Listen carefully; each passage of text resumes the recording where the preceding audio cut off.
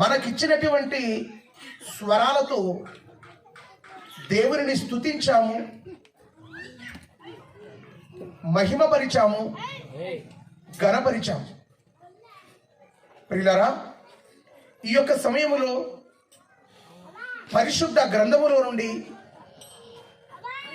ఒక చక్కటి విషయాన్ని గురించి మనం ఆలోచన చేద్దాం. ఈరోజు మనం ఆలోచన చేయబోయే ముఖ్య అంశం వివేకులు ఎవరు లేదా వివేకి ఎవరు. ప్రభునందు ప్రియులారా, వివేకి, వివేకులు, వివేకి ఎవరు అని ప్రశ్నిస్తే లేక అడిగితే వివేచన ఉన్న ప్రతి ఒక్కడు లేదా ప్రతి ఒక్కరు వివేకులు అంటారండి. చాలా వివేకం కలిగిన వాడు అని చెబుతారు, చాలా వివేకము కలిగిన వారు అంటారు. అయితే ప్రియులారా, అసలు వివేకి ఎవరంటే వివేచించేవాడు అంటారు. ఇంతకీ వివేచించే వివేకం వివేచించే వ్యక్తికి ఎలా తెలుసు?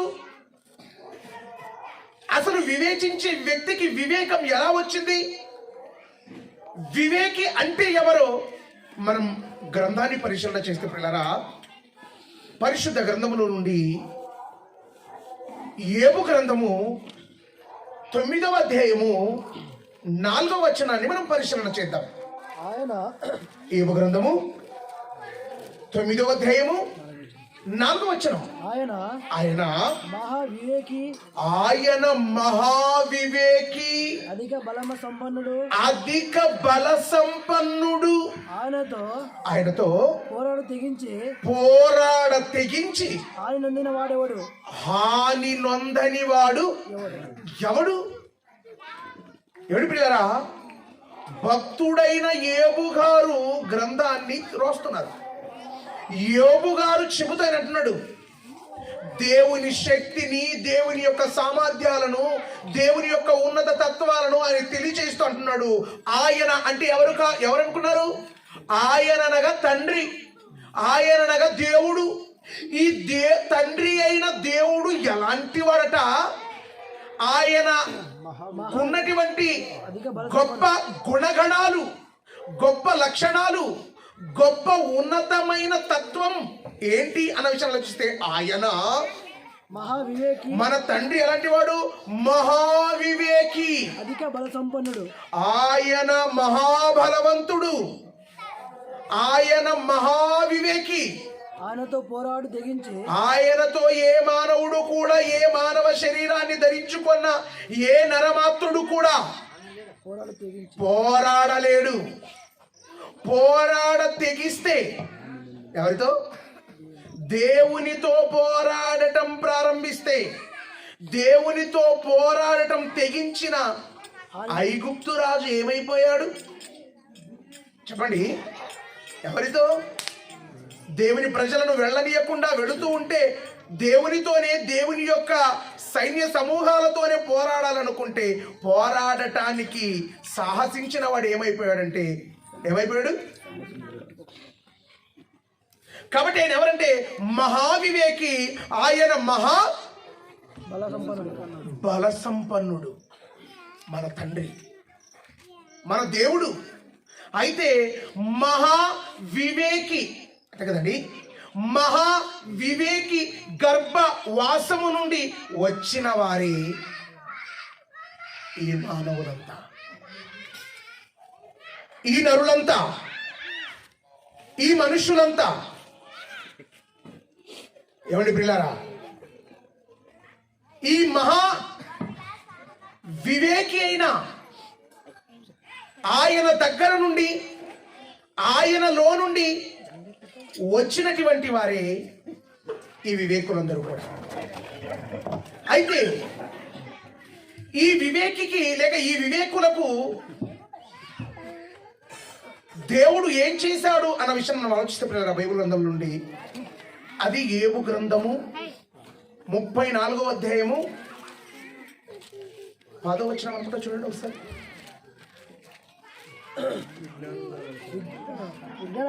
విజ్ఞానము గల విజ్ఞానము గల మనుషులారా 16వ అనుకుంటా, చూడండి. ఆయన భూజంతువుల కంటే ఆకాశ పక్షుల కంటే ఎక్కువ జ్ఞానము నేర్పుచు అని 16వ ఉంటుంది అనుకుంటా. ఎక్కువ జ్ఞానాన్ని నేర్పాడు మన తండ్రి. మహావివేకి అయినటువంటి తండ్రి ఏం చేశారంటే జ్ఞానాన్ని మనిషికి నేర్పాడు.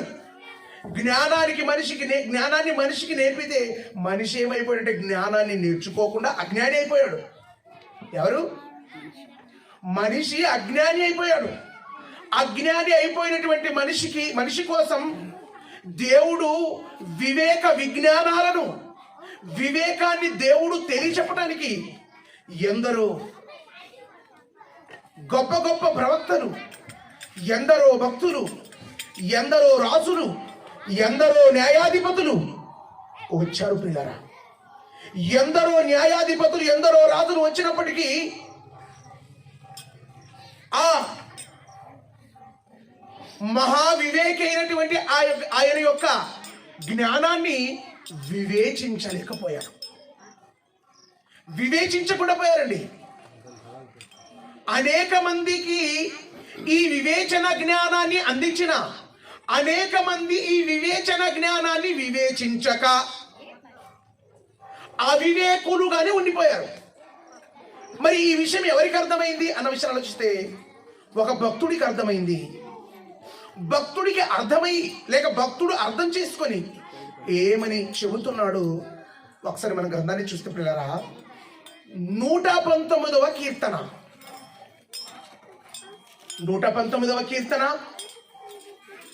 104వ వచనాన్ని చదువుకుందాం. 119వ కీర్తన 104వ వచనం. నీ ఉపదేశము వలన నాకు వివేకం కలిగింది. భక్తుడు అంటున్నాడు, నీ ఉపదేశం వలన దేవా తండ్రి, నీ మాట వలన, నీ వాక్యం, ఉపదేశం అనగా నీ వాక్యం వలన లేదా నీ మాట వలన నాకు వివేకం కలిగింది. నాకేం కలిగింది? వివేకము కలిగినది. అయితే ఒక వ్యక్తి వివేకి అవ్వాలంటే, అతడికి వివేకం వచ్చిందంటే, అతడు వివేకుడయ్యాడంటే, ఏమయ్యాడు? వివేకుడయ్యాడంటే అతడు దేని వలన వివేకుడు అవ్వాలి? దేని వలన వివేకం వస్తుంది? దేవుని యొక్క ఉపదేశం, దేవుని యొక్క మాట, దేవుని యొక్క మాటల వలనే వివేకం వస్తుంది. ఇలాంటి దేవుని మాటల చేత, దేవుని మాటల చేత వివేకం పొందిన ఒక వ్యక్తి ఎవరు? దేవుని మాటల వలన వివేకం పొందిన వ్యక్తి, అతడే వివేక్. ఈ వివేకము కలిగిన ఆయన మాటలను వివేచించి గ్రంథములో రాశాడు. ఈ గ్రంథములో ఉన్న మాటలను వివేచించిన ఒక వ్యక్తి ఈరోజు ఏం చేశాడు? ఈ మాటలను వివేచించాలి, ఈ మాటలను ఆలోచించాలి, ఈ మాటలను గ్రహించాలి, ఈ మాటలను గమనించాలి అని చెప్పి ఈ యొక్క దినాన ఈ కూడిక ఏర్పాటు చేయటం జరిగింది. కాబట్టి ప్రియులారా, ఆయన మహావివేకి అయినటువంటి ఆయనలో నుండి వచ్చిన ఉపదేశం మనిషిని ఏం చేస్తుంది? వివేకిగా మారుస్తుంది. ఏం చేస్తుందండి? వివేకిగా మారుస్తుంది. అయితే వివేకి అయిన మనుష్యుడు, అంతే కదండి, ఒక వ్యక్తి వాక్యం విన్నాడు, వాక్యం విన్నటువంటి ఇతను వివేకి అయ్యాడు మనం అనుకుందాం. వివేకి ఇతడు అయ్యాడని మనకెలా తెలుస్తుంది? అసలు వివేకి ఎలా ఉంటాడు? అతడు వివేక అవివేక? వివేకి అయితే ఎలా నడుస్తాడు? వివేకి అయితే ఎలా బ్రతుకుతాడు? వివేకి అయితే ఎలా జీవిస్తాడు? అసలు వివేకికి ఉన్న లక్షణాలేవి? అసలు వివేకి యొక్క క్రియలు, పనులు ఎలా ఉంటాయి అని మన గ్రంథాన్ని పరిశీలన చేద్దాం. అసలు వివేకి ఎవరు? వివేకి ఎవరు? దేవుని మాటల వలన వివేకం పొందినవాడు.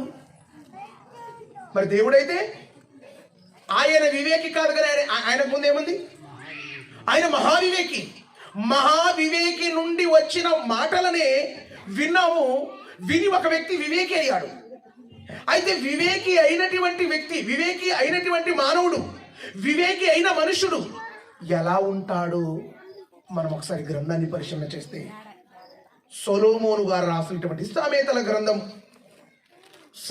గ్రంథము 1వ అధ్యాయము 5వ వచనాన్ని మనం పరిశీలన చేద్దాం. జ్ఞానము గలవాడు విని పాండిత్యము వృద్ధి చేసుకొను. వివేకము గలవాడు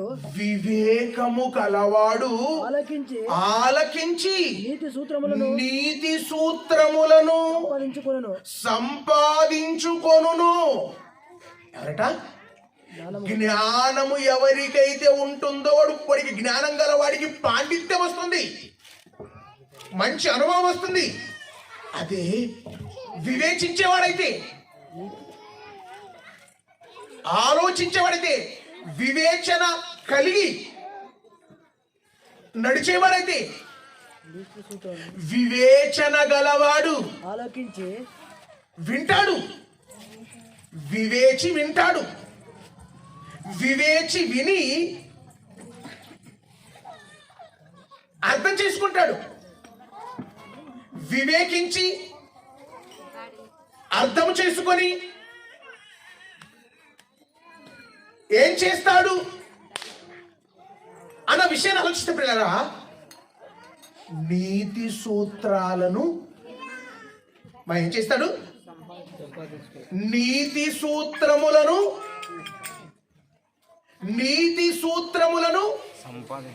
సంపాదించుకొని ఉన్నదా మేము వీళ్ళు? వాక్యం అంటే ఏమో ఎవరో ఒకరు చదివి సరిపోతుంది, టైం పాస్ బఠానీలు అనుకుంటే మాత్రం మీ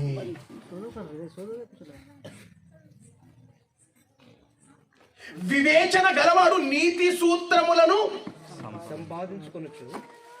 సంపాదించుకుంటాడు. ఏం చేస్తాడు? తన దగ్గర పెట్టుకుంటాడు. అవివేకైన వాడు వివేకి నీతి సూత్రం. నీతి అనగా ఏంటి? దేవుని వాక్యం, దేవుని మాటలు. ఈ దేవుని మాటలను లేకపోతే నీతి సూత్రాలను, ఒక విషయం అర్థం కావాలంటే సూత్రాలు ఉంటాయి. ఈ సూత్రాలు తెలిస్తేనే లెక్కలు తెలియాలంటే కొన్ని సూత్రాలు తెలియాలి. ప్రతిదానికి ఒక సూత్రం ఉంటుంది. కానీ వివేకి అయిన వాడు ఏ సూత్రం? A² B² C అనేది ఉండదు. ఇతనికి ఏ సూత్రాలు? నీతి సూత్రాలు. నీతి సూత్రాలను సంపాదించుకుంటాడు. నీతి సూత్రాలను సంపాదించుకునేవాడే. ఏ సూత్రాలు? రండి మనం దేవుని సూత్రాలను సంపాదించుకుందాం అనేవాళ్ళు ఎక్కువ ఉన్నారా? రండి మనం ఏ సూత్రం?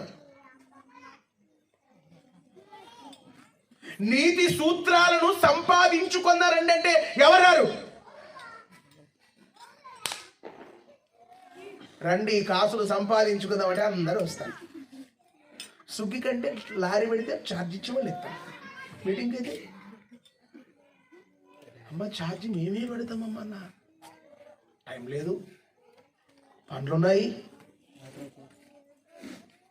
ఆలోచించండి పిల్లరా. వివేకి అయిన వాడు వింటాడు, చక్కగా ఆలకిస్తాడు. చక్కగా ఆలకించి నీతి సూత్రములను సంపాదించుకుంటాడు. నీతి సూత్రాలు సంపాదించుకుంటే, దేవుని వాక్యం సంపాదించుకుంటే, దేవుని వాక్యం సంపాదించుకోవడం అంటే ఒక బైబిల్, రెండు Bible, Telugu Bible, Kannada Bible, Hindi Bible, English Bible, అది కాదు. సార్ నేను ఇన్ని బైబిల్ సంపాదించాను, మరి ఆ బైబిల్ ఒకటైనా కంఠస్థమైందా? చదువుతాం సార్ ఇంకా ఎప్పుడు. నీతి సూత్రాలను సంపాదించుకోవాలి. మనం బ్రతికున్నప్పుడు అనారోగ్యాలు ఏర్పడతాయని వెనక ఏం చేస్తాం? మనం సంపాదించి 4 రాళ్ళు. మరి చచ్చిపోయిన తర్వాత వెళ్ళాలంటే బతికున్నప్పుడు బతకడానికి వేసుకుని, చచ్చిపోయిన తర్వాత, మరణించిన తరువాత నిన్ను నెమ్మదికరమైన ప్రదేశానికి చేర్చాలంటే ఈ నీతి సూత్రాలే ఉపయోగపడతాయి. నీతి సూత్రములను, ఆ నీతి సూత్రాలు అందరూ పెట్టుకోరండి. అందరు ఇని, ఈ చెవులో ఇని, ఈ చెవులో ఇని, ఈ చెవులో విడిచిపెడతారు. కానీ వాటిని ఎవరు వివేచిస్తారు? వాటిని ఎవరు ఉంచుకుంటారు? వివేచన ఎవరికైతే ఉంటుందో వారు చక్కగా వింటారు. చక్కగా విని వాటిని భద్రపరుచుకుంటారు. ఎక్కడ? హృదయంలో. ఈ యొక్క ఉపదేశాలు విని విని విని విని విని విని ఇతడు మహా ధనవంతుడైపోతాడు. ఏ విషయంలో? ఏ విషయంలో? జ్ఞానం విషయంలో. జ్ఞానం విషయంలో మహా ధనవంతుడైపోయేసరికి ధనవంతుడైపోతాడు. మహాజ్ఞాన విషయంలో ఆయన మహాజ్ఞానమును ఆయన దగ్గర ఎంతో సంపాదించి సమకూర్చుకుంటాడు. సమకూర్చుకున్న తర్వాత అతడు ఎలా ఉంటాడు? అదే మనం ఒకసారి వాక్యాలు చూస్తే, అదే సామెతల గ్రంథం 14వ అధ్యాయం, క్షమించండి 16వ అధ్యాయం 21వ వచనం. సామెతల గ్రంథము. జ్ఞాన హృదయుడు, ఇతరులు ఏముంది? వివేచి మౌనంగా వింటాడు, విని సంపాదించుకుంటాడు. ఏది? డబ్బు బీరువాలో ఉంటుంది. వాక్యం ఎక్కడ ఉంటుంది? ఎక్కడ ఉంటుందండి? పేపర్లో ఉంటుంది అంటాడా? పేపర్లో రాసినోడు సంపాదించుకున్నాడు కాదు, రాసినోడు పడితే. కానీ ఇతను ఏం చేస్తాడు? జ్ఞాన హృదయుడు. జ్ఞాన హృదయుడు.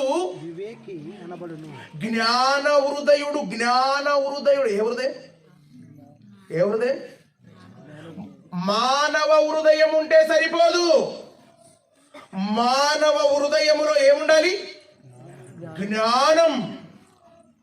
ఈ జ్ఞాన హృదయం ఎవరికైతే ఉంటుందో, ఈ జ్ఞానము ఎవరిలోనైతే ఉంటుందో, ఈ జ్ఞాన హృదయం ఎవరైతే కలిగి ఉంటారో వారే వివేకులు. వారే అతనిని అంటారు. ఏమంటారు తెలుసా? వివేక్. ఏమంటారు? వివేకి అయిన వాడు ఏం చేస్తాడండి? జ్ఞాన హృదయంలో ఏముంటుంది? హృదయంలో ఏముంటుంది? ఆయనకి జ్ఞానం ఉంటుంది. ఈ లోక జ్ఞానం కాదు, పరలోక సంబంధమైన జ్ఞానాన్ని ఉంచుకుంటాడు వివేకి. ఈ పరలోక సంబంధమైన జ్ఞానాన్ని తన హృదయంలో ఉంచుకొని, పరలోక సంబంధమైన జ్ఞానాన్ని విని, పరలోక సంబంధమైన జ్ఞానాన్ని హృదయంలో ఉంచుకొని ఎలా బ్రతుకుతాడో మీరు చూడండి. 14వ అధ్యాయం సామెతల గ్రంథము 29వ అధ్యాయం 29వ వచనం. సామెతల గ్రంథము 14వ అధ్యాయం 29వ వచనం. దీర్ఘశాంతము గలవాడు మహావివేకి. ఎవరు? ఎలాంటి వాడట? మహావివేకి ఎవరు? మహావివేకి ఎవరు? ముఖ్యాంశం మరొకసారి. మహావివేకి ఎవరు? మహావివేకి ఎవరు? తండ్రి అయిన దేవుడు. ఆయన అదే మీరు ఏమి వినుచున్నారో మీరు జాగ్రత్తగా చూసుకుంటే మంచిది సుమి. ఆయన మహా వివేకి. అయితే ఆయనకున్న లక్షణం, ఆయనకున్న క్వాలిఫికేషన్ ఎవరికి ఇస్తున్నాడు? వివేకి. ఎప్పుడైనా వివేకి వాక్యం విని హృదయంలో ఉంచుకున్నప్పుడు ఇతను ఎలాంటి వాడు? వివేచించి హృదయంలో ఉంచుకున్న ఇతను వివేకి. అయితే ఏ జ్ఞానం అయితే తన హృదయములో ఉన్నదో ఆ హృదయములో ఉన్న జ్ఞానాన్ని పాటిస్తే లేదా అనుసరిస్తే లేదా చాటిస్తే ఆ మాట ప్రకారంగా ఇతడు నడిస్తే అతడు ఏమవుతాడండి? ఏమవుతాడు అతడు ఏమవుతాడు? ఇంత బాగా తెలుగు వచ్చాడండి మీకు. దీర్ఘశాంతము గలవాడవుతాడు. ఏ శాంతం వస్తుంది? ఓం శాంతి కాదు. ఏ శాంతము? దీర్ఘశాంతం. నీలో శాంతం, మనలో శాంతం ఎన్నిసార్లు ఉంటుంది? ఒకసారి, రెండోసారి. దీర్ఘశాంతం పోతుంది, క్రోధం వస్తుంది, దీర్ఘ కోపం వస్తుంది. అయితే ఏముండాలంటే దీర్ఘశాంతం మనలోనికి రావాలి. ఎవరికి? అయ్యా రవీంద్ర గారు నిన్ను పలానోళ్ళు ఇలా అంటున్నారు. ఏది? నన్నా? వాడా? దీర్ఘశాంతము లేదు. యోసేపు అయ్యా నేను షర్ట్ అంటే ఎవడెవడు వెళ్ళిందని లుంగిపోయిన కట్టుకున్నాడు అనుకో. దీర్ఘశాంతి కాదు. చెంటి నిన్ను వాళ్ళు అండ్రే చూడి ఈ షోతో వినకూడదు. మనకు చూద్దాం పదా. దీర్ఘశాంతి, దీర్ఘశాంతం. నేను వాక్యం వింటున్నారా? నేను బైబిల్ వింటున్నాను. బైబిల్ నాకు తెలుసు, వాక్యం నాకు వచ్చు. నేను వాక్యాన్ని బాగా వింటున్నాను, వివేచిస్తున్నాను.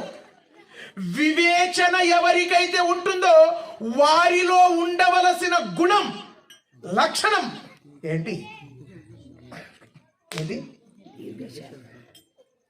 దీర్ఘశాంతం ఉండాలి. ఏ శాంతము? ఆదివారం తిడతాడా? సరే ఫోన్లే, మంచిదనే వదనాలు అన్నా. సోమవారం తిడతాడా? 365 రోజులు తిట్టని. ఇదే ఈ శాంతం. ఎలాంటి శాంతం? దీర్ఘం. కాకు దీర్ఘము సేక కాగుడి సేక అంట.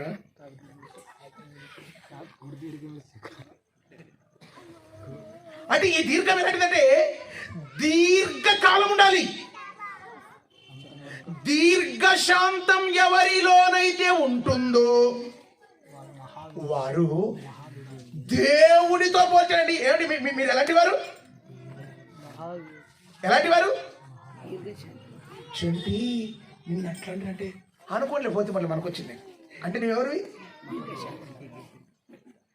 దీర్ఘశాంతివే కాదు, ఎవరు? మహా వివేకి అనబడును. ఎవరు మహావివేకులు అనబడతారు? దీర్ఘశాంతం ఎవరిలోనైతే ఉంటుందో. వాక్యం వినే వాళ్ళు అందరూ ఉన్నారండి. దీర్ఘశాంతం ఉంది, అందరికి దీర్ఘ కోపం ఉంటుంది. ఏ కోపం? దీర్ఘ కోపం ఉండకూడదు. దీర్ఘశాంతము గలవాడే మహావివేకి. ముంగోపి ఎవడు? మన కథ చూద్దాం పద అంటారు కదా. వీడెవడు? ముంగోపు అంటే ఏం పిల్లగాడు కొడుతున్నాడు కదా అంటారు మన పల్లెటూరు భాషలో. ఏమంటారు? మీ పిల్లగాడు చాలా కొడుతున్నాడప్ప, ఏం వాడు ఈవిడ అంటాడు అంటే ఏమనమాట? ఇప్పుడు ముంగోపి వానికి ఉన్నటువంటి మూఢత్వము, పనికిరాని తత్వం, అది అవివేక తత్వం. వాడు తన తత్వాన్ని బయలుపరుస్తాడు. కాబట్టి పిల్లరా, ఈ యొక్క రాత్రికాల పిల్లలు నువ్వు వివేకివా? కొంతమంది వివేచించ దగ్గర ఉంటారు, కొంతమంది వివేకంతోనే ఆగిపోతారు. వివేచించిన నీవు వివేకము కలిగి ఉండాలి. వివేకము కలిగి ఉన్న నువ్వు, వివేకము కలిగి ఉన్న మనము ఏం చేయాలి? మహావివేకులు అవ్వాలి. మహావివేకి అవ్వాలంటే మధ్యలో ఒకటి పెట్టాడు. ఏం పెట్టాడు? ఒక పెద్ద అడ్డబండ పెట్టాడు. ఏ బండ? నువ్వు దీర్ఘం సహిస్తే నీవెవరివి? మహావివేకి అవుతావు. నేను దీర్ఘకాలం సహించనా, దీర్ఘశాంతం నాకు లేదా, అయితే నువ్వు వివేచించే వరకే పడిండు. కాబట్టి వివేకి అయిన వాడు వివేచించాడు. వివేచించి ఆ వాక్యాన్ని తను పాటించి అనుసరించి మహావివేకి అయ్యాడు. ఈ మహావివేకి అయిన వాడు ఇంకా ఎలా ఉంటాడు? మనం అదే గ్రంథాన్ని, అదే సామెతల గ్రంథము 11వ అధ్యాయము 12వ వచనం. తన పొరుగు వాణిని, ఆ మహావివేకి అయిన వాడు ఎలా ఉంటాడట? తన పొరుగు వాణిని తృణీకరించువాడు, బుద్ధి లేనివాడు, వివేకి అయిన వాడు ఎలా ఉంటాడు? దీర్ఘశాంతం గలవాడు, పౌరుషం లేనోడు, శాతగానోడు, ఏమంటారండి, ధైర్యం లేనోడు, ఎన్నెన్ని అంటారు. కాబట్టి ఇన్ని మాటలు అంటున్నారు కదా. ఇన్ని మాటలు అంటున్నటువంటి వారికి ఒక శుభవార్త ఏంటి? శుభవార్త? వివేకి అయినవాడు ఏం చేస్తాడు? మౌనంగా గౌతమ బుద్ధుడు లాగా ఉంటాడు. ఎలాగా? గౌతమ బుద్ధుడు ఎట్లుంటాడు? మెదలడు, కదలడు. మీరు ఆలోచించారా? నేను మహావివేకినా? నేను వివేకినైతే ఏమంటే అబద్ధం కాదండి ప్రియారా. మా ఇంట్లో మా అన్నదమ్ములు కొట్లాడబడినా కూడా నన్ను ఇంట్లో పోయి వాకులు వేసుకుంటా. ఏం చేస్తా? వివేకి అయిన వాడు ఎలా ఉండాలి? నోటి మీద వేసుకోవాలి. ఏం తెలుసా? మనం బయట ఉన్నప్పుడు మాత్రం హీరోలు అవుతాం, లోపలికి వచ్చేసరికి ఏమవుతాం? వివేకులు. అయ్యా చెప్పయ్యా, ఏమంటాము? చూస్తాం మీ కథ చూస్తాం, మేము చాలా ఎక్కువ ఓవర్ 8 బయట లోపల అది కాదు. అలా జీవించకూడదు. అందుకంటాడు వివేకి అయిన వాడు మౌనంగా ఉంటాడు. వివేకి అయిన వాడు వివేచన కలిగి వివేచించి అతను అనుకుంటాడు, అంతనే వాడు ఊకే అదడతాడు, వాని గురించి మనకు వచ్చింది ఏం లేదు. ఇంత పక్కవాడు అంటాడు, ఇంతమంది ఎన్ని మాట్లాడి నీకు ఇంత ఇదే లేదు చూడి. వివేక్ నోరు ముచ్చుకుంటే పక్కన ఇంకే ఉంటుంది, ఇంకొకరు ఉంటారు ఆ వివేకులు. ఏమి ఎక్కడ ఏమంటావు? అది కాదు. ఎప్పుడైనా కానీ నువ్వు వివేకం అయితే నువ్వు మౌనంగా ఉంటావు. నేను వివేకినా? నేనేం చేస్తా? మౌనంగా ఉంటావు. కొంతమంది వివేకులకి యాక్షన్ చేసి మౌనంగా ఉండి ఎక్కడ దొరుకుతాడు వీడు? ఎక్కడ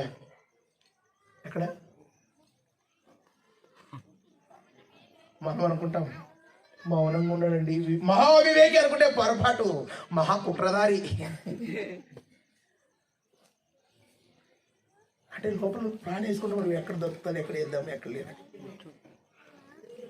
కానీ వివేకి మౌనంగా ఉంటాడు, మౌనంగా జీవిస్తాడు, దీర్ఘశాంతంతో ఉంటాడు, మౌనంగా దీర్ఘంగా సహిస్తూ అతడు ఏం చేయడు? ఇదే గ్రంథాన్ని చదువు, అదే సామెతల గ్రంథం.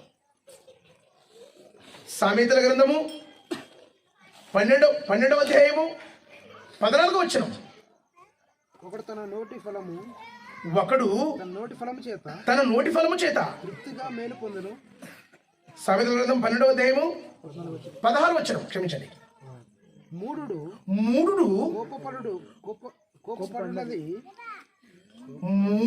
కోపపడునది నిమిషములోనే బయలుపడును. ఏమవుతుంది? వీడు మూర్ఖుడా దీర్ఘశాంతులు బయటపడే ఎంతసార్లు? ఎంత? 60 సెకండ్లు. ఎన్ని సెకండ్లు? మూఢుడు కోపపడునది నిమిషములోనే బయలుపడును.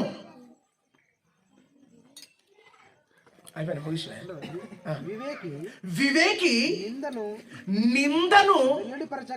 వెల్లడిపరచక ఏం చేస్తాడు? మూఢుడైతే ఒక్క నిమిషంలోనే తన గుడాన్ని బయట పెట్టుకుంటాడు. వివేకి అయిన వాడు నన్ను నిందించారు కదా, నేను నిందించాలి కదా, నన్ను అలా అన్నారు కదా, నేను ఇలా అనాలి కదా అని అనుకోడు. అనుకోకుండా ఏం చేస్తాడు? వివేకి అయిన వాడు నిందను వెల్లడిపరచడు. నిందలు వేయడు. నిందలు వేయక, ఎవరిని నిందించక ఏం చేస్తాడు? ఊరకుంటాడు. ఇతడు ఊరకుంటున్నాడంటే ఇతనిలో ఏముంది చెప్పండి? ఇతనిలో ఏముంది? దీర్ఘశాంతం ఉంది. కాబట్టి ఎన్ని అన్నా మౌనంగా ఉన్నాడు. అసలు ఇతడు ఇన్ని అన్నా ఎందుకు మౌనంగా ఉన్నాడు? ఇతడు ఇన్ని అంటున్నా, ప్రక్కనున్న వారు ఇన్ని నిందించినా ఎందుకు ఊరకనే ఉన్నాడు? ఎందుకు ఊరకనే ఉన్నాడంటే ఇతని ముందు ఒకటి ఉంది. ఏంటది? ఇతని దగ్గర ఒకటి ఉంది. ఏంటది? ఏదది? ఆయన దగ్గర ఏదుందో మనం ఒకసారి చూద్దాం. అదే సామెతల గ్రంథం 15వ అధ్యాయము 32వ వచనాన్ని మనం చూద్దాం.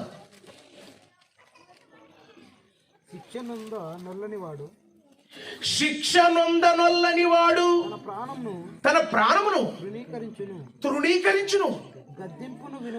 గద్దింపును వినువాడు ఏమవుతాడు? ఇన్ని నిందలు పడినా, ఇన్ని అంటున్నా, నువ్వైనా నేనైనా ప్రక్కనున్న వారు ఎవరైనా గద్దించారనుకో, ఏం చేశారు? గద్దిస్తే గద్దింపును తిరస్కరిస్తాడా? గద్దింపును లోబడతాడా?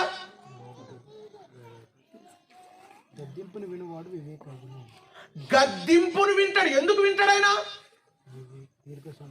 ఆయన వివేకి. వివేకి అయినవాడు కాబట్టి గద్దింపును, అవివేకి అయితే గద్దింపును లక్ష్య పెట్టడు. గద్దింపును పట్టించుకొనడు. గద్దింపును ప్రక్కన పెట్టేస్తాడు. అంటే అందరితో నేను పడాలా? అందరితో నేను అనిపించుకోవాలా? ఈ బతుకు బతికేకినా ఎక్కడైనా ఏదైనా చేసుకొని చనిపోయేది మేలు అనుకుంటాడు. అది కాదండి. నువ్వు వివేకమైతే అలా అనవు. నేను వివేకినైతే అలా అన్నాను. వివేకి అయిన వాడు గద్దింపునకు గద్దింపును వినువాడు వివేకి. ఓహో, నన్ను గద్దిస్తున్నాడంటే నాలో ఏదైనా పొరపాటు ఉందేమో, నేను ఏదైనా పొరపాటు చేశానేమో. అవివేకి అయిన వాడు ఏం చేస్తాడు? పక్కనున్న వాడి పొరపాట్లు వెతుకుతాడు. ఎవరివి? ఒకడు తప్పు చేశాడు అనుకో, తప్పు చేసిన వ్యక్తిని, బాబు నువ్వు ఎందుకు తప్పు చేసావంటే వాడు అంటాడు, ఆయన తప్పు చేస్తున్నాడు, ఆయన తప్పు చేస్తున్నాడు, నేను ఒక్కడే ఉన్నానా? ఇది తప్పు చేసేవాడికి బలాలివి. ఏది అందగలిగింది నాకు వస్తుంది. నేనేమైనా స్పెషలా? వాళ్ళు నరకపోతాను, మళ్ళీ పోతాను. ఎక్కడికి? అయితే ఇతడు తప్పు చేసే దాంట్లో వివేకం ఉంది. కానీ పిల్లరా, వివేకి అయిన వాడిని గద్దిస్తే గద్దింపునకు లోబడతాడు. ఎందుకు? అతడు ఎందుకు లోబడతాడో మనం ఒకసారి అదే గ్రంథాన్ని చూస్తే పిల్లరా, సామెతల గ్రంథము 14వ అధ్యాయం, సామెతల గ్రంథము 14వ అధ్యాయము 15వ వచనం. జ్ఞానము లేనివాడు ప్రతి మాట నమ్మును. వివేకి అయిన వాడు ఏం చేస్తాడు? వివేకి అయిన వాడు తన నడతలను బాగుగా చూసుకుంటాడు. ఓహో, ఫలానా వాయన నన్ను తిట్టాడంటే, ఫలానా భక్తుడు నన్ను గద్దించాడంటే, గద్దించినటువంటి గద్దింపు పొందుకున్నటువంటి నేనేం చేయాలి? నన్ను నేనే చెక్ చేసుకోవాలి, చూసుకోవాలి, పరీక్షించుకోవాలి. పరీక్షించుకున్నవాడే వివేకి. వివేకి అయిన వాడే దీర్ఘశాంతం కలిగిన వాడు. ఈ దీర్ఘశాంతము కలిగిన వాడే గద్దింపునకు లోబడువాడు. ఎప్పుడైనా మనం ఆలోచించాలి ప్రియులారా, మనల్ని ఏ దైవ భక్తుడైనా మనల్ని గద్దించాడనుకో, గద్దిస్తే ఏంటి నువ్వు నాకు చెప్పేది ఏంటి అని అనకూడదు. ఏం చేయాలి? మనల్ని మనం చూసుకోవాలి. నడక పడక ఇవి ఎలా ఉన్నాయి అని చూసుకొని బ్రతికేవాడు, లేకపోతే చూసుకొని నడిచేవాళ్ళే వివేకులు. ఏంది నువ్వు నాకు చెప్పేది ఏంది? నువ్వు బాగున్నావా? నువ్వు కరెక్ట్ ఉన్నావా? నువ్వు అబద్ధం ఆడలేదా? అంత నీతిమంతుడా, పవిత్రుడా, పరిశుద్ధుడా, యేసుప్రభువా అంటే మాత్రం వీడు ఎవడు? అవివేకం కలిగిన వాడు. అవివేకము కలిగినటువంటి వాడిని బాగు చేయగలమా? ఎవడు బాగు చేయలేడు. అందుకే అంటాడు జ్ఞానము లేని వాడే, వివేకము లేని వాడే అవివేకి. అవివేక అయిన వాడు ఎవడు? ప్రతి మాట నమ్ముతాడు. ప్రతి మాట అంటే ఇప్పుడు ఇల్లు ఓపెనింగ్ ఉండదు, ఆ ఉచ్చులు పోయి లోపలికి దొరకని పోయి అంటే పంపిస్తాడు. ఏం చేస్తాడు? ఏం లేదు, ఈరోజు నీ ఇల్లు ఓపెనింగ్ ఉన్నది, మరి స్వామిని పిలిపించి దేనికి కడప ముద్దు కట్టించి అతని కాళ్ళకి సాపు నమస్కారం చేయమని అనుకో. ఎందుకంటే ఇతనికి ఏం లేదు, జ్ఞానం లేదు. అందుకే స్వామి వివేకానంద గారు అన్నారు, జ్ఞానము లేని ప్రతివాడు పునాది లేని ఇల్లు వంటి వాడే. ఎలాంటి వాడు? పునాది లేని ఇల్లు ఎట్లా నిలబడుతుంది చెప్పు? పునాది లేని ఇల్లు, ఇంటికి పునాది ఉంటే నిలబడుతుందండి. అసలు పునాది లేని ఇల్లు ఇల్లే కాదు, అసలు ఇల్లే. జ్ఞానం లేనివాడు జ్ఞానే కాదు. ప్రతి మాట నమ్ముతాడు. తుమ్మితే పంచాంగం చూడాలంటాడు, దొగ్గితే పంచాంగం చూడాలంటాడు. అంతే కదండి. ఇది జ్ఞానం లేదు ఈయనకి. జ్ఞానమున్న నువ్వు నేనేం చేస్తున్నాం ఆలోచించాలి, మనం గమనించాలి. ఏమండి ప్రియారా, వివేకి అయిన వాడు తన ప్రవర్తనను బాగుగా కనిపెట్టుకుంటాడండి. నువ్వు వివేకివా? పక్కోళ్ళు కాదు, ఎవరిని చూసుకోవాలి? ఎవరిని చూసుకోవాలి? నిన్ను నీవే, నన్ను నేనే. నన్ను నేనే చూసుకుంటానంటే నేను వివేకిని. నిన్ను చూస్తున్నానంటే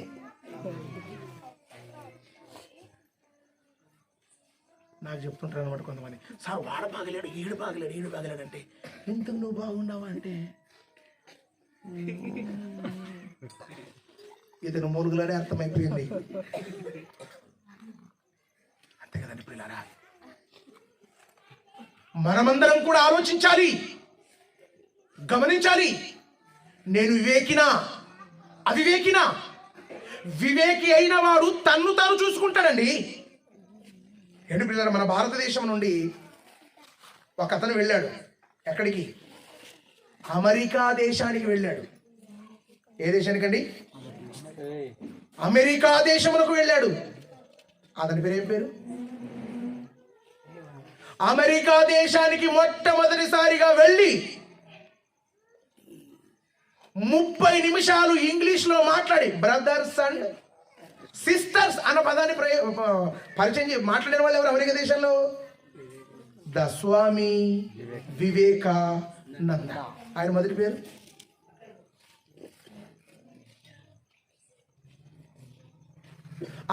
పేరు స్వామి. అంతే. స్వామి పక్కన ఇంకేం 3 అక్షరాలు ఉన్నాయి. అవి కాదులే. వివేకానంద అన్న పేరు ఎవరు పెట్టారు? మీకు తెలియదు, అందుకే తెలుసు. అసలు స్వామి అన్నది వాళ్ళు పెట్టింది. వివేకానంద అన్న పేరు ఎవరు పెట్టారు? వివేక్. ఆ పేరు నాకింటే చాలా ఆనందం వేస్తుంది.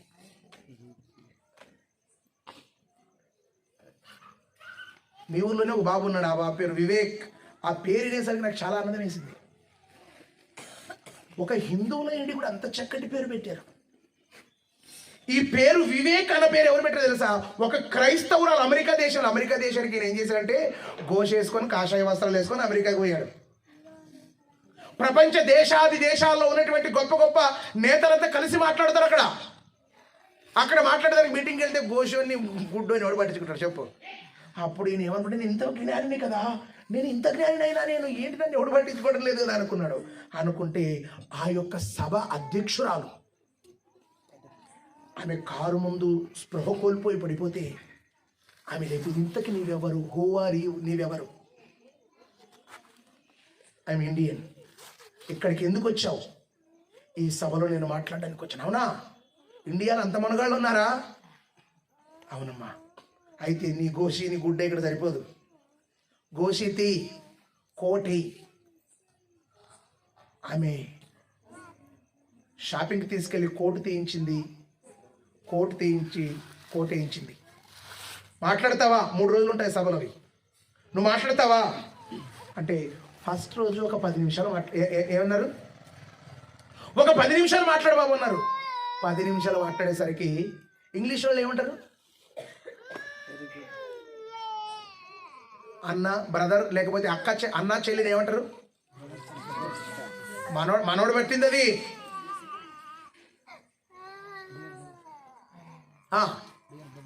డియర్ బ్రదర్, డియర్ సిస్టర్స్ అంటారు మన ఓడు వెళ్ళి ఇంగ్లీష్లో 10 నిమిషాలు మాట్లాడాలని చెప్పి 10 నిమిషాలు కాదండి 12 గంటలు ఏకదాటిగా మాట్లాడాడు మనోడు. అయ్యా అయిపోయిందే, ఏది సభ అయిపోయింది. కొత్త ఇంగ్లీష్ ఎవరికి? మన తెలుగుడికి వచ్చి తెలుగు భాషలో మనకు అబ్బురపరిచే విషయాలు చెప్పారనుకో, ఇంకొద్దిసేపు మాట్లాడితే తెలుగు వాడు ఇంగ్లీష్ వాళ్ళ దగ్గర పోయి ఇంగ్లీష్ వాళ్ళని ఏం చేశాడు? ఆశ్చర్యచకితులను చేశాడు. 1వ రోజు మాట్లాడాడు, 2వ రోజు మాట్లాడాడు. 2వ రోజు మాట్లాడితే ఆ సభ అధ్యక్షురాలకు ఒక కోరిక వచ్చింది. ఎంత జ్ఞాని, చాలా మంచి జ్ఞాని. ఎవరు? స్వామి.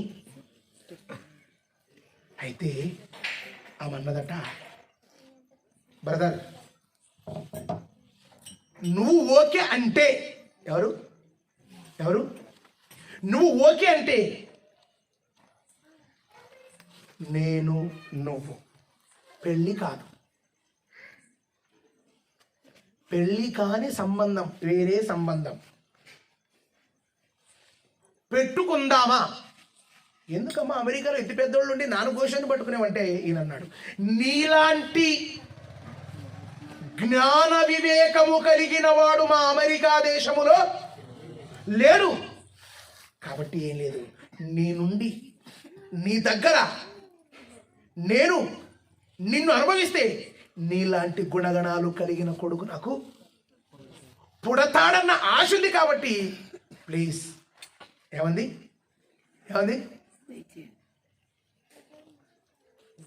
మనమైతే ఏమంటాం?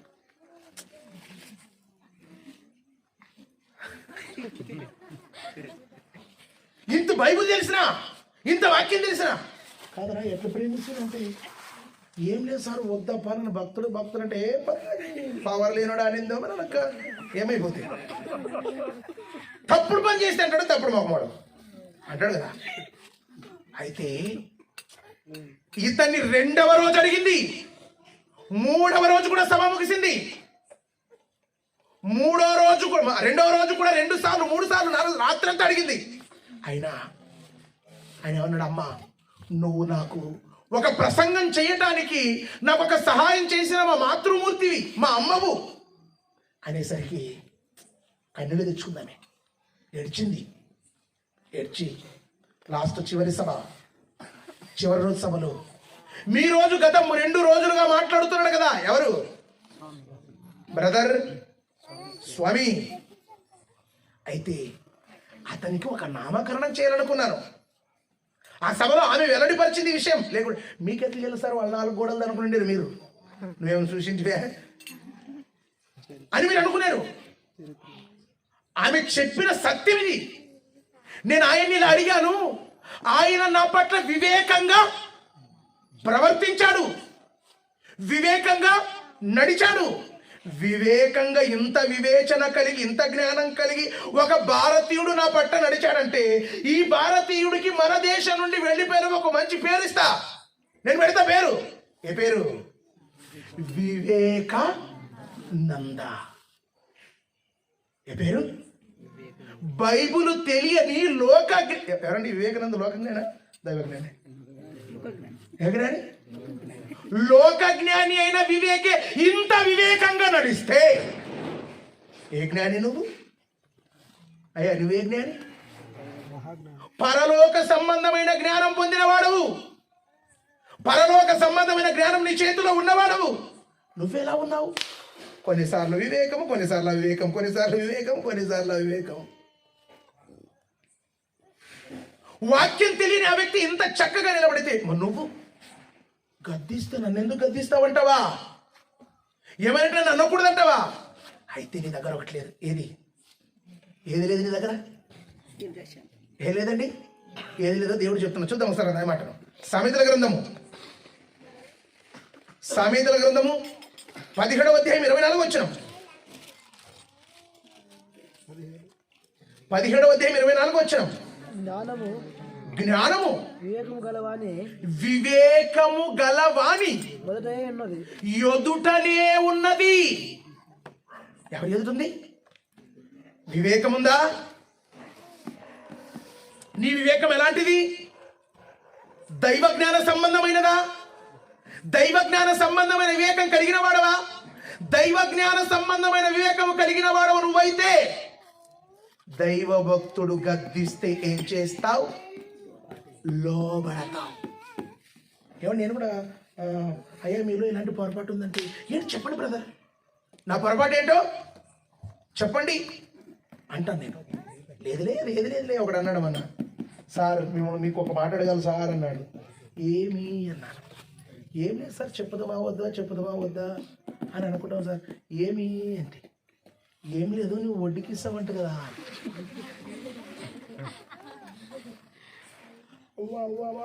ఆ పరిస్థితులు ఎవరు చెప్పిన వాళ్ళు అండి? మన పరిస్థితులే సార్ అండి.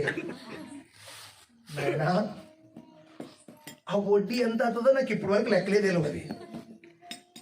ఆ వడ్డీ లెక్కలు తెలుకున్నాను. వడ్డీ అడిగితే నేను ఎట్లా చెప్తాను? అదేం నాకు తెలియదు సార్. ఇట్లా మాట్లాడుకుంటే నీకు అవసరం ఉందంటే నేను సహాయం చేస్తానే తప్ప వడ్డీ అన్నది వడ్డీ వ్యాపారం చేయకూడదు కదా. చేయొచ్చా క్రైస్తవులు? అవి చేయొచ్చని వాళ్ళు భక్తులు కూడా ఉన్నారండి చాలా మంది. చేయకూడదు పిల్లరా. నన్ను అడిగారనుకో, నేను అడిగితే ఏమంటారు మనం? నువ్వెంత, నీ వయసు ఎంత, నీ అనుభవం ఎంత, నీ బతుకు ఎంత, నా తిరిగినంత అనుభవం అంతా లేదు నీ వయసు అని అంటాం. మనం అది ఏమంటాము? నేనైతే నాయన అలాంటి పనులు నాకు తెలీదు. ఒకవేళ చెప్పిన వాళ్ళని అడగండి, వాళ్ళే అలాంటి పనులు చేస్తున్నారేమో. నాకైతే సంబంధం లేదు నాకు దేనితో. అందుకే అన్నాడు, వివేకి అయిన వాని ఎదుట జ్ఞానమున్నది. వివేకి అయిన వాని ఎదుట జ్ఞానం ఉంటే అతను తప్పు చేస్తాడా? అతను పడిపోతాడా? అతను మార్గం తప్పి తొలగిపోతాడా? తొలగిపోడండి. అతను చక్కగా నిలబడతాడండి పిల్లారా. కానీ ఈరోజు వివేకులం అని చెప్పుకొని అవివేకులం అయిపోతున్నాం. ఎవరండి సోదరులారా? మానవ ప్రపంచం అంతా వివేకం ఉంది. మేము వివేకులం. అవివేకులైపోయినటువంటి మానవ ప్రపంచానికి వివేకమును చెప్పిన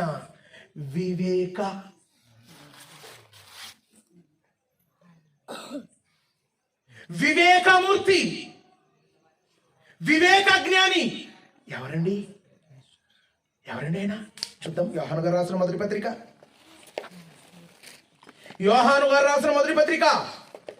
5వ అధ్యాయము 19వ వచనం. యోహాను గారు రాసిన మొదటి పత్రిక 5వ అధ్యాయము 19వ వచనం. మనము దేవుని సంబంధులమనియో లోకమంతయో దృష్టిని యందున్నది ఎరుగుదుము. మనము సత్యవంతుడైన సత్యవంతుడైన వారిని ఎరగవలెనని దేవుని కుమారుడు వచ్చి మనకు వివేకమును అనుగ్రహించాడు. ప్రవక్తలు పంపించాడు, వివేకాన్ని చెప్పారు. రాజులు పంపించాడు, వాళ్ళు వివేకాన్ని చెప్పారు. న్యాయాధిపతులను పంపించారు, వాళ్ళు వివేకం చెప్పారు. ఎంతో మంది భక్తులు వివేకం చెప్పినా అవును అవును ఏది ఎలాగా. ఒక పక్షి తన బిడ్డలకు చెప్పిందంట. ఏమని చెప్పింది తెలుసా? వేటగాడు వస్తాడు, వలేస్తాడు, పట్టుకొని పోతాడు. వేటగాడు వస్తాడు, వలేస్తాడు, పట్టుకొని పోతాడు. అంటే వీళ్ళు ఏమనుకున్నారంటే పక్షులన్నీ కూడా వేటగాడు వస్తాడు, వలేస్తాడు, పట్టుకొని పోతాడు. వేటగాడు వస్తాడు, వలేస్తాడు, పట్టుకొని పోతాడు అని అంటుంటే వేటగాడు వల మోసుకొని వస్తున్నాడు. ఎవరు? అయితే వేటగాడు వల మోసుకొని వస్తుంటే ఏమయ్యా మరి అంతా నా భవిష్యత్తు ఇప్పుడు తెలిసిపోయింది, ఇంక వల వేయటం నాకు అనవసరం అని చెప్పి వల తీసుకొని వెళ్ళిపోతున్నాడు. మన ఏషేపై లాంటి పెద్ద మనిషి ఎయ్యయ్య పడతాం చూద్దాం అన్నాడు. అయితే వేసాడంటే ఇవేమన్నాయి? వేటగాడు వస్తాడు, గింజలు వేసిన పక్కన కూర్చొని నిలబడ్డాడు అంతే. వేటగాడు వస్తాడు, వలేస్తాడు, పట్టుకొని పోతాడు. వేటగాడు వస్తాడు, వలేస్తాడు, పట్టుకొని పోతాడు. అనుకుంటే ఇవట్లే అన్నీ దేంట్లో పడ్డాయి. మనం వివేకులుగా ఉండాలి, అవివేకులు అవ్వకూడదు. వివేకులుగా ఉండాలి, అవివేకులు అవ్వకూడదు. వివేకులుగా ఉండాలి, అవివేకులు అవ్వకూడదని చెప్పి వివేకులమని చెప్పి అవివేక ఆలోచనలలోనికి వెళ్ళిపోయిన మానవ ప్రపంచానికి, మానవ లోకానికి వివేకం అంటే ఏటో వివేచనను తెలియచెప్పిన మహాగణుడు ఆయనే యేసుక్రీస్తు ప్రభుల వారు. యేసుక్రీస్తు ప్రభుల వారు ప్రతి ఒక్కరిని కూడా వివేచన కలిగి బ్రతకాలన్నాడు, అవివేకులుగా ఉండకూడదన్నాడు. అన్నాడా? ఈరోజు నువ్వు నేను వివేచించాం, వివేకులయ్యాము కాబట్టి క్రీస్తు రక్తమును మన పాపాలు కడుక్కున్నాం. కడుక్కున్నాం. నువ్వు పాపాలు నువ్వు కడుక్కుంటే వివేకివి. నీ పాపాలు నువ్వు కడుక్కుంటే పరమ పాపి కూడా వచ్చి నేను వివేకినంటే మాత్రం నేను ఒప్పుకోను కదా, బైబిల్ ఒప్పుకోను. వివేచించి వివేకివై నీ పాపాలు కడుక్కొని నీవు పవిత్రుడుగా పరిశుద్ధుడుగా మారిన తర్వాత ఓ క్రైస్తవుడైన వివేకి, ఓ భక్తుడైన వివేకి నువ్వు ఎలా ఉండాలి? ఎలా ఉండాలండి? మాటల్లో వివేకం కాదు, చేతల్లో వివేకం, బ్రతుకులో వివేకం కలిగి ఉండాలని దేవుడు తన భక్తుల ద్వారా సెలవిచ్చాడు. ఈ మాటను చూసి మనం ముగించుకున్నాం. యాకోబు పత్రిక, యాకోబు గారు రాసిన పత్రిక 3వ అధ్యాయము 13వ వచనం. మీలో జ్ఞాన వివేకం గలవాడేవాడు? మీలో ఎవరిలో? నేను జ్ఞానిని, నేను వివేకిని. ఎవరిని? వివేకిని అనుకుంటాం కదా, మనం అనుకుంటా. మీలో జ్ఞాన వివేకము కలిగిన వాడు ఎవడు? వాడు జ్ఞానముతో కూడిన సాత్వికము గలవాడై తన యోగ్య ప్రవర్తన వలన తన క్రియలను కనపరచాలి. ఎవరు? మీలో వివేకి ఎవరు? నాలో వివేకి ఎవరు? మనలో వివేకి ఎవరు? మనం పేర్లేదు. మీలో వివేకులు ఎంతమంది? అందరి చేతులు చెప్తాం. ఏది? మీలో వివేకి ఎవడో వాడు జ్ఞానముతో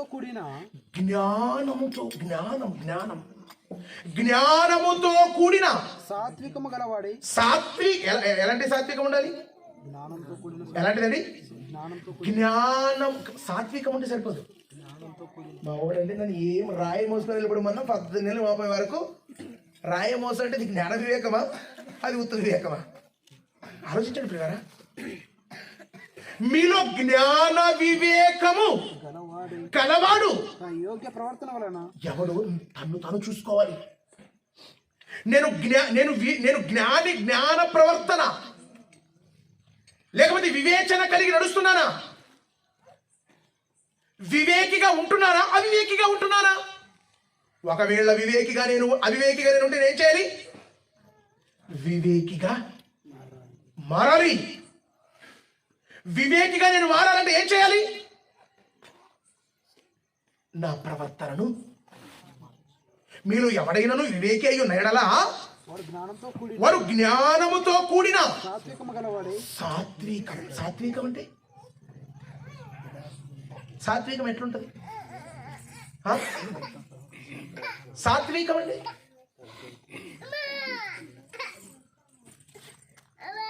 ఒక్క మాట చెప్పాలంటే దీర్ఘశాంతము కలిగిన వాళ్ళే సాత్వికులు. దీర్ఘంగా సహిస్తున్నాడు తను సాత్వికుడు. అంటే ఇతను ఎలాంటి కపటము కానీ వేషధారణ కానీ లేదు అనుకోలే, మనకొచ్చింది ఎదురు అనుకుంటాడు.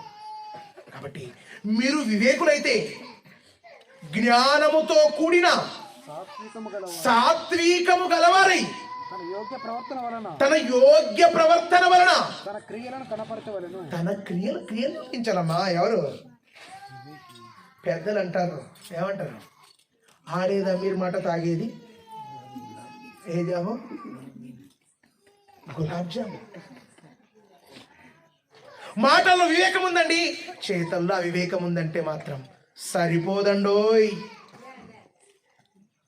నువ్వెంత వివేకివో నేనెంత వివేకినో, నా జ్ఞానముతో కూడిన సాత్వికమైన మనస్సు, నా క్రియలు, నా చేష్టలు, నా నడవడి తెలుస్తుందండి. మీరు కూడా వివేకులా?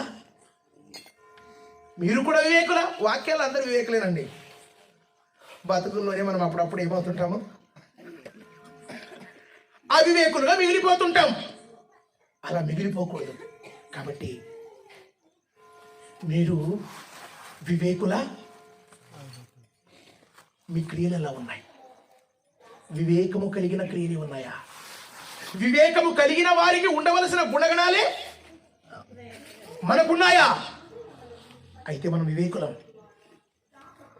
లేదండి మేము వివేకులమండి, కానీ వివేకులు లాంటి క్రియలు లేవంటే మాత్రం నువ్వు వివేకివి కాదు, అవివేకి. వివేకివిగా బ్రతికి అన్ని వివేచించి నిన్ను నీవు కాపాడుకొని నీ ప్రక్కనున్న వారు నరకానికి వెళ్ళిపోతున్నారనే విషయం నీకు తెలిసి ఆ విషయం కూడా నీ వివేచించి వారిని అగ్నిలో నుండి కాపాడి వారికి ఒక మాదిరికరమైన జీవితాన్ని జీవిస్తున్నావంటే నీవెవరివి? ఎవరివండి? వివేకివి. లేదండి నేను మాట్లాడతానండి, చెప్తాను కానీ బతకటం అంటే 10 మంది అడిగితే మనకి ఏమండి మీరు బైబిల్లో ఇట్లుంది కదా, మీరు ఇట్లుందండి అదే చెప్తావు. బుద్ధి లేని మాట. నీతిమంతుడు లేడు ఒకడు కూడా. మరి బైబిల్ చెప్పలేదా? నా ఉండను కదా ఆ మాట. ఏమవుతుంది ఆ మాట? అంటే ఆ మాట రైట్ చేసి నువ్వు తప్పులో పోతున్నావు అనమాట. అంతే కదండి. అప్పుడు మీరు ఆలోచించండి. కాదు, అది కాదు. ఆ మాట వేరే భావంతో చెప్పాడు. నువ్వు వేరే భావంతో నీ తప్పును సర్ది పెట్టడానికి మరొక వాక్యాన్ని ఎత్తి చూపిస్తున్నావు అంతే. నువ్వు కనుక ప్రియులారా, వివేకులమైతే మనం ప్రతి ఒక్కరిని కూడా ఈ వివేకమైన మాటలను చెప్పి వాళ్ళను కూడా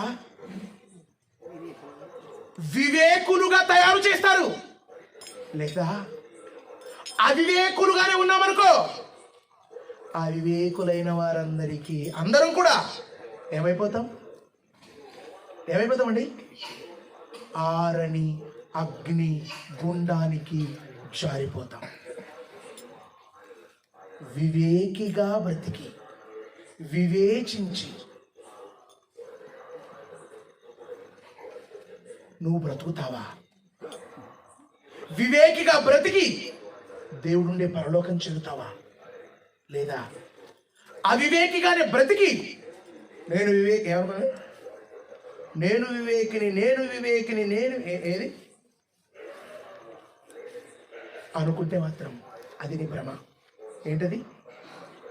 ఇలాగంతా ఒక రోజు ఒక చిన్న ఉదాహరణ చెప్తాను. ఇలాగంతా జంతువులు అంతా పోటీలు పెట్టుకున్నాయంట. ఏ పోటీలు? కుస్తీ పోటీలు పెట్టుకుంటే అప్పుడు నక్కందంట ఎవరి దగ్గరికి వచ్చి, నక్క దగ్గరికి వచ్చి కుందేల దగ్గరికి వచ్చి నక్కందంట. ఏమంది? కుందేలు బాబా, నేను కూడా ఆ కొట్లాట్లో పోవాలా, ఏం చేయాలా అని అంట. ఏం లేదు, ఆ పదులో పోయి బయటికి రా, నువ్వే లావతావని అంట. ఏ పదులోకి? ఆ పదులోకి పోయి బయటకు వచ్చి తెలగల ఏమున్నాయి? ఆ పద నిండా కందిరీగలు ఉన్నాయంట.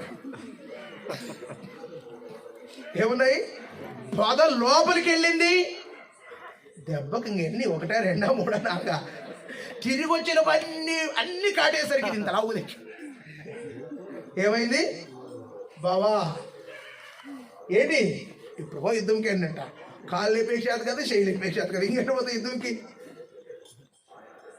ఆలోచించండి పిల్లరా, మనం కూడా కొన్ని సందర్భాలలో నాది నిజం, నాది రైట్, నేను కరెక్ట్ అనుకొని దేంట్లో ఉండే అవకాశం ఉంది, తప్పులో ఉండే అవకాశం ఉంది. నేను వివేకాన్ని చెప్పుకొని అవివేకమైన మార్గాలలో నడిచే అవకాశం ఉంది. అవివేక ప్రపంచానికి వివేకాన్ని తెలిపిన క్రీస్తు మార్గంలో మనం నడుద్దాం. క్రీస్తు మార్గంలో నడిచి ఆయన ఉండే పరలోకం చేరుదాం. కాబట్టి పిల్లరా, వివేకిగా బ్రతికి దేవుడి చెంతకు చేరుతావా, అవివేకగా బ్రతికి ఆరని అగ్నిగుండానికి జారిపోతావా? నిర్ణయం ఎవరిది? ఎవరిదండి? ఎవరిది? మందని ఏంటంటారు? మాదనండి. ఎవరిది? నిర్ణయం మీది, నాదేం కాదప్ప, ఒకే పదం చెప్పకూడదు. కాబట్టి ఒక మంచి నిర్ణయం తీసుకుని దేవుని కోసం బ్రతకండి. మనకు పరలోకంలో దేవుడు ఎదురు చూస్తూ ఉన్నాడు. ఆ దేవుని యొద్దకు వెళ్ళాలి. ఈ లోకంలో గొడవలు, కొట్లాట్లు ఇవన్నీ మామూలే, వీటిని పక్కన పెట్టాలి. పరలోకానికి వెళ్ళే మార్గంలో మనం ఉండాలి. నిన్ను నువ్వు చూసుకోవాలి, నన్ను నేను చూసుకోవాలి. పరలోకానికి వెళ్ళటానికి ఆయాసకరమైన గుణాలు ఏమైనా ఉన్నాయా, వాటిని తీసివేసుకొని ఆ దేవుడిని పరలోకం చేరుదాం. కాబట్టి ఈ విషయాలు మీరు మనసులో ఉంచుకొని దేవుని కోసం బ్రతుకుతారని మీకు అందరికి తెలియజేస్తూ ఈ మాటలు ముగిస్తున్నాను.